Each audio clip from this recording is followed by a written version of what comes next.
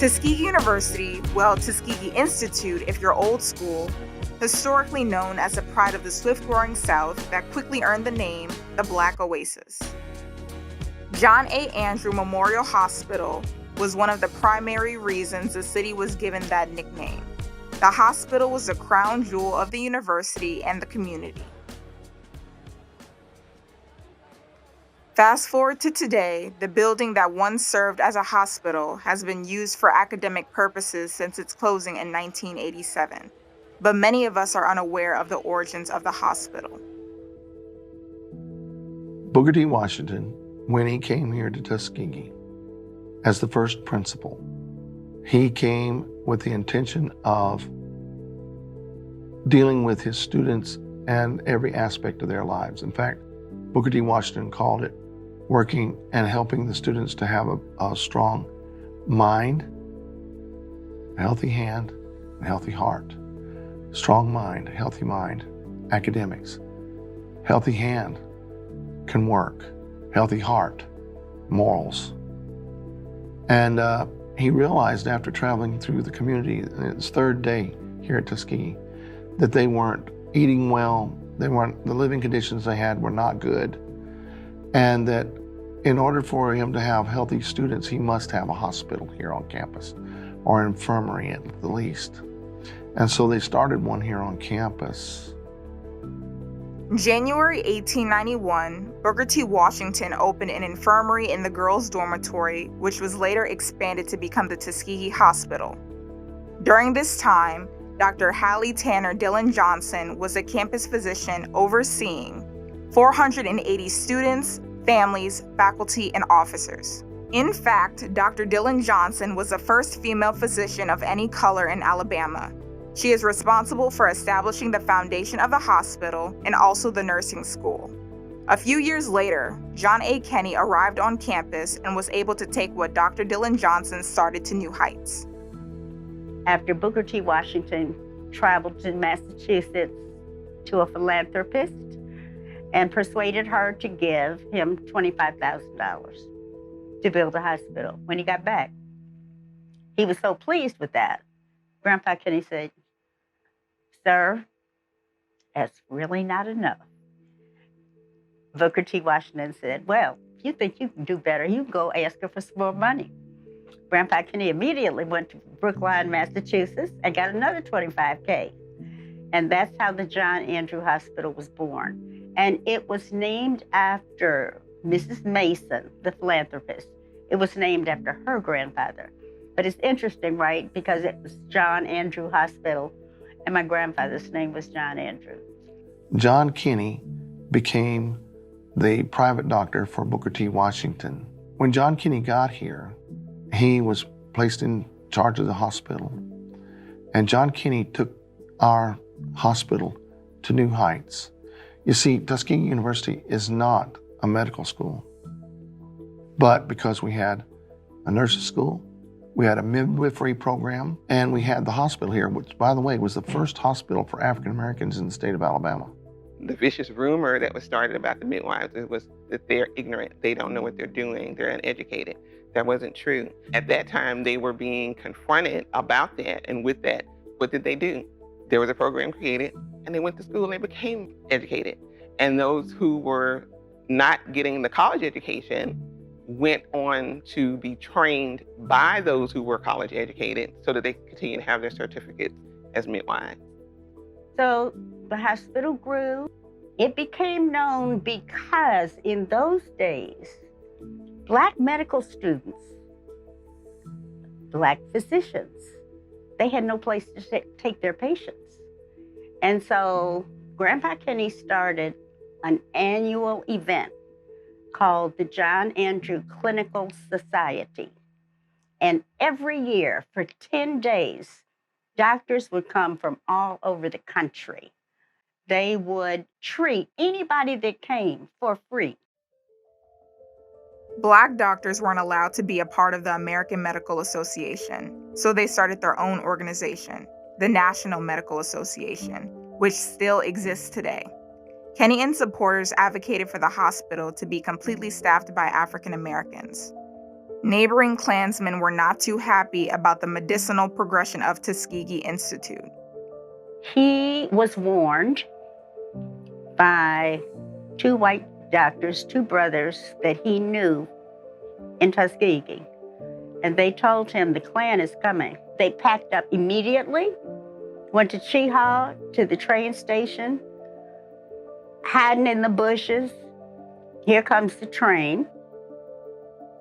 And he was able to sneak them onto the train because Black people always had to ride at the end of the train, the last car. So he put them on the train to go to Boston, which is where her family lived, Rita, his wife. And then he went back to the campus because by then the Klan had burned his house down. So he left. And that's how he left. For safety, Dr. John A. Kenney fled to Newark, New Jersey in 1927, where he established a hospital for African Americans called the Kenney Memorial Hospital. However, in Tuskegee, the practice of medicine was still in place and thriving. In 1923, the VA hospital was established. The hospital was the first hospital built for returning African American soldiers from war or service. Fast forward to 1940, the infantile paralysis unit was established in efforts to treat African American children who were victims of polio. In 1941, President Franklin D. Roosevelt gave a dedication speech at Tuskegee, celebrating the opening of the unit. Dr. George Washington Carver played a role at the paralysis unit by creating a peanut oil that was administered to patients for massaging muscles. In the early 1970s, Dr. Cornelius Hopper was hired as a vice president of medical affairs and helped start a traveling version of an outpatient facility. Much of the community, students and citizens have vivid memories of the services and opportunities the hospital provided. I remember the former building of John Andrew. It had major columns in the front of it. It had a koi pond in the front of the hospital where large, well-fed, beautiful koi were swimming. And it was just such a wondrous thing to go through the front doors past that koi pond. And we used to go upstairs and whenever we had doctor's appointments and that kind of thing, or had to go into the hospital for one reason or another. It would be a massive building that unfortunately they tore down and built a new presence of John Andrew, much of which you can see now. Beautiful memories of both facilities. Dr. Hume, John Hume.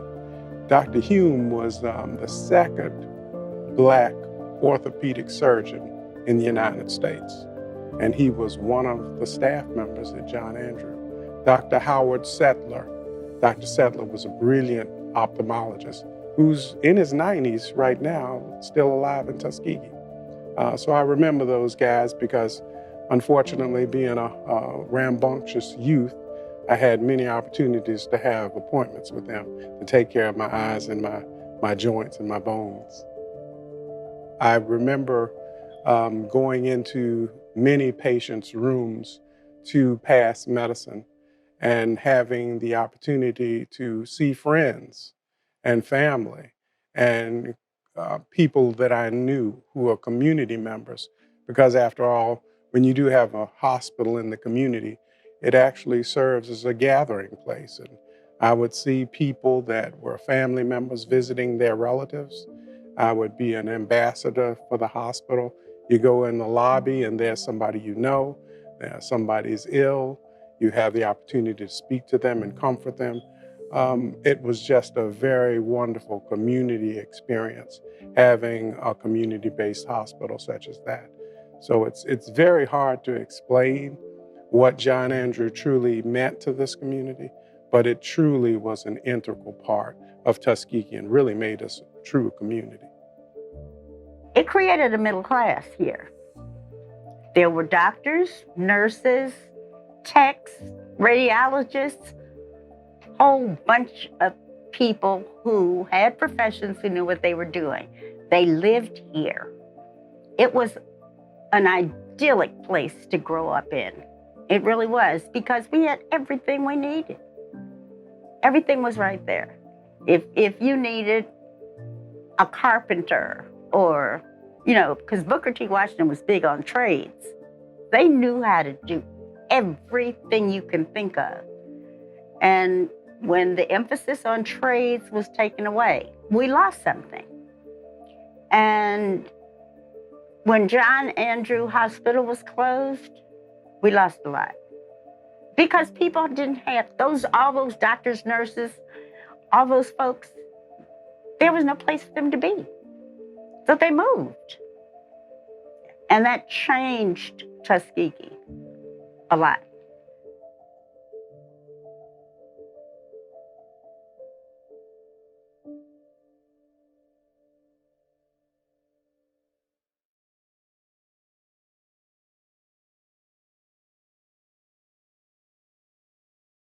Watch yourself.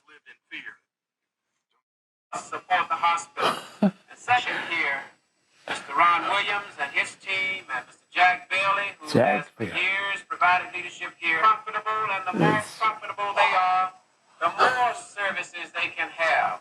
Intensive people meet their obligations. Just as the hospital almost closed with Tuskegee Institute running it, it will close with this group running it unless we support our hospital. Oh, wow.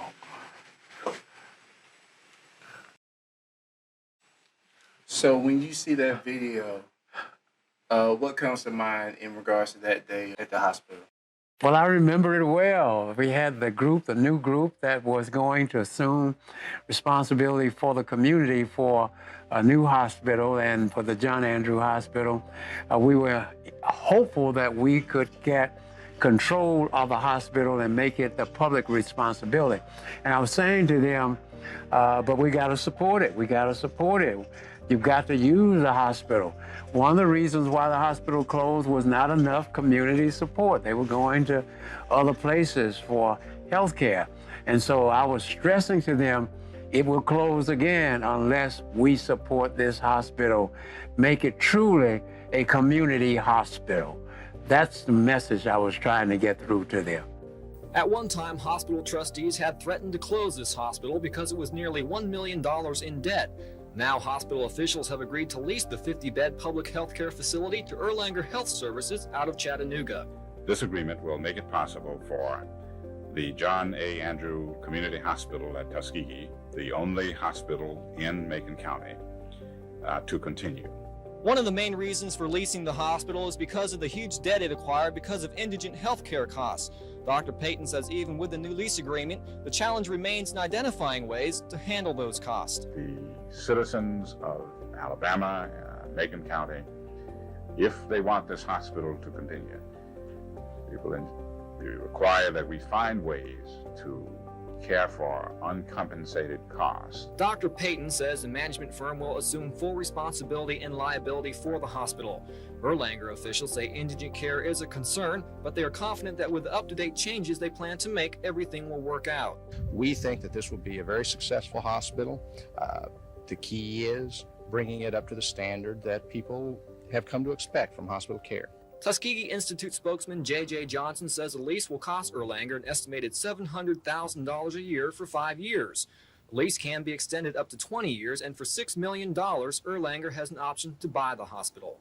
As mayor of our city, I fought very hard to make sure we had a hospital.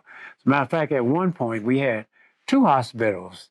We had the Macon County Public Hospital, which was a quote-unquote white hospital.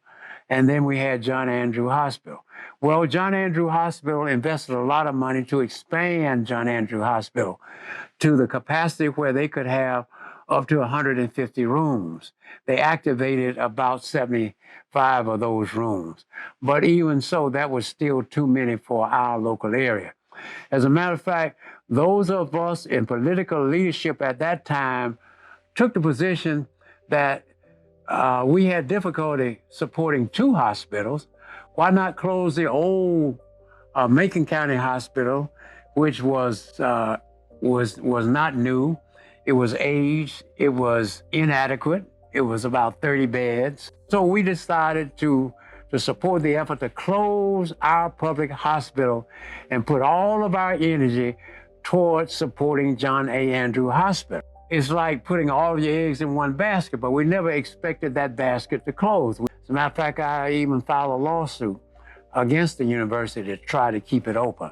It was a friendly lawsuit. It was a lawsuit on behalf of the people because I was doing it not out of malice or not out of ill will, but in an effort to try to legally find a way to keep the hospital open.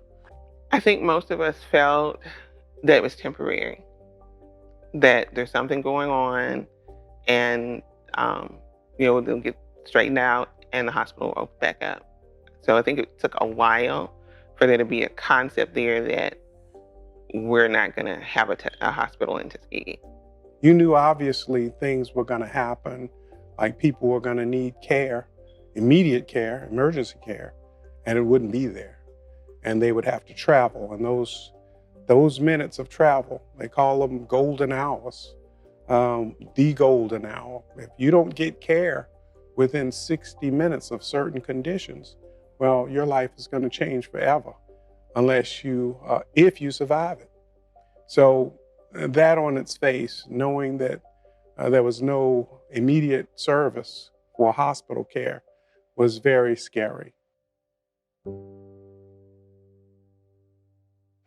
Well, for the most part, it was done such in a quick and fast manner that a lot of the medicines we basically had to incinerate. And I remember I contacted the good folks at Tuskegee University who were integrally involved with helping me dispose of those medicines. We brought them out to an incinerator, and to my recollection, it seemed to be near the vet school. And we just incinerated all of the critical medicines that we could no longer use, had to dispose of. So that was kind of like a phoenix rising, the smoke that came up from those medicines, knowing that they were not going to be used for the care of people, but the last stay was going to be in a burning fire. I was not for the hospital closing. Unfortunately, the university was undergoing a financial challenge, and they could not afford to keep the hospital open. That's why the hospital was closed. We in the community offered to take it up, to take the responsibility for the hospital, let it become a community-owned hospital. The city was willing to take the lead. But of course, the university had other plans for the hospital, and that's why the historic John A. Andrew Hospital closed as a hospital. But today, it is still being used and serving our community as an educational institution, as a part of the university, and also as the only bioethics center on any college campus in the United States of America. The community leaders of Tuskegee have plans to bring a new functional medical center to the community in efforts to give citizens access to reliable health care. There was a quote in the Journal of the National Medical Association that states, "This is a John A. Andrew Memorial Hospital, a symbol of progress in the health of its people, an important Southern health center." And this message still rings loud in the community despite the closing of the hospital in 1987.